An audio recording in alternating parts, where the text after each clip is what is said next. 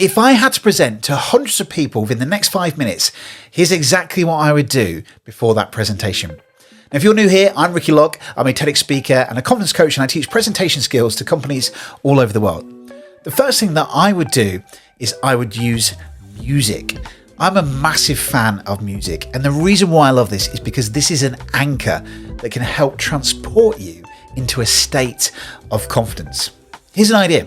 Imagine maybe that you are married, or if you're not married, you've been to a wedding where you heard the first dance. In the UK, Ed Sheeran is quite often the popular song for a first dance. Now, to a married couple, if they were to hear Ed Sheeran on the radio, it would instantly transport them to the love of their life on their wedding day. That's a happy, confident state. Equally, if they're now divorced, then it's probably not a good state to be in. However, music is so important to make you feel something.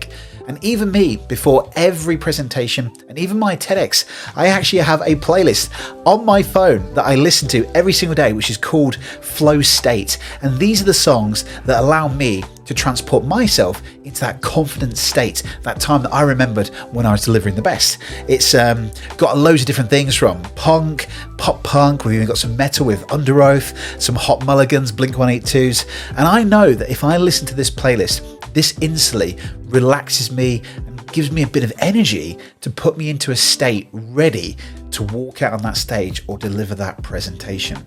So maybe there's a song that you really love that fires you up in what we call our work anthems, that one song that you could listen to and you're instantly transported to a memory of a time that you were great, confident, or even with a good friend. So what song could be something that you might like listening to? The second thing I like doing is the physiological sigh.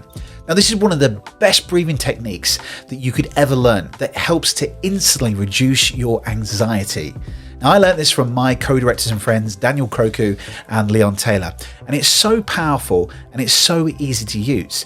It's a 3 simple step breathwork exercise, and it involves a double inhale through the nose and a long, slow exhale through the mouth.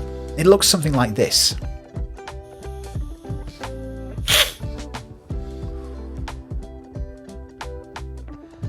And that's it. That simple breathing exercise is enough to reset your nervous system.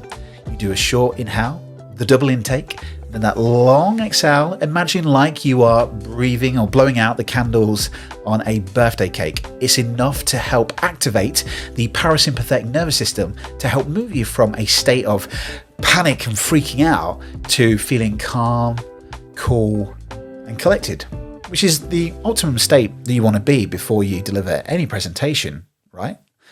Now, I do go into context of this in one of my videos. You can click onto the card up on the screen here that goes into more detail about the science behind it and why it's so important. And just doing a couple of rounds of this is just a useful way to reset anyone's nervous system. And often, between me and you, I always use it at home too, around my wife and kids too. The third thing that I would use is to smile. When we smile, we send a signal to our brains to tell our brains we're okay, things are good, we're not angry, we're not stressed. Heck, even when I present on here, I have a post-it note that is up by my camera that is a big smile, and that is to remind me to smile. When we smile, we're letting the audience know that we're happy. And smiles are infectious. It then obviously makes your audience feel happy too. So put a big smiley face. It'll send a signal to your brain to let them know that you're okay. The fourth thing is to move. One of the quickest ways to change your state and to change your physiology, that will help to improve your state. The quickest way you do is to move it. Now, even on my TEDx talk backstage, me and the other speakers, we did the Cupid Shuffle minutes before we were about to walk out on that stage and deliver our presentation. Why did we do this? When you watch the video, you'll see everyone's smiling. Everyone's having fun. When we start to move, we're changing our physiology, we're changing our state. We're not sitting in what we would call a low power pose, all hunched up, looking like this, thinking about what it is that we want to say. But instead, we have the body language of confidence. Great body language, great confidence, feeling good, a little bit of energy, but also feeling really happy. And also, it's enough of a pattern interrupt to stop you thinking about your presentation and actually enjoying the moment. But be careful not to move too much because you might get a little bit sweaty. You don't want to get too sweaty before walking out on that stage. The fifth thing that I wanted to share with you before I do any presentation would be to remember it's not about you. If you're thinking about yourself before you walk out onto that stage, before you deliver that presentation, before you rock up in that board meeting, you're thinking about the wrong thing. And what we should be doing is focusing about our audience. As a presenter, as a speaker, as a communicator, we should be thinking about what is the outcome here. Well, the outcome is to engage my audience, maybe to sell a message, maybe to motivate a team. That's the real reason why we do what we do. If we're thinking about ourselves, what we're wearing, oh my God, I'm sweating, my heart rate's beating, then we're not putting the focus on what really should be happening.